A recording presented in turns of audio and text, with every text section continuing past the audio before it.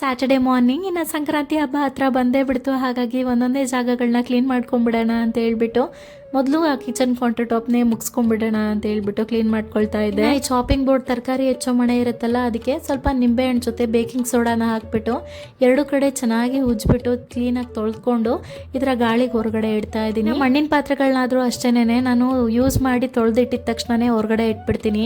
ಈ kitchen drawer ಒಳಗೆ ಮಾತ್ರ ಹಾಕಿಟ್ಬಿಡ್ಬಾರ್ದು, ಒಳಗಡೆ ಇಟ್ಟರೆ ಅದು ಸ್ಮೆಲ್ ಬಂದ್ಬಿಡುತ್ತೆ. ಸ್ವಲ್ಪ ಗಾಳಿಗೆನೆ ಇಟ್ಟರೆ ಒಳ್ಳೇದು. ನಾರ್ಮಲ್ ಆಗಿ ತಿಂಡಿ ಅಥವಾ ಅಡುಗೆ ಆದ ತಕ್ಷಣನೇ ಕೌಂಟರ್ ಟಾಪ್ ಎಲ್ಲಾನು ಕ್ಲೀನ್ ಮಾಡ್ಕೊಂಡ್ಬಿಡ್ತೀನಿ.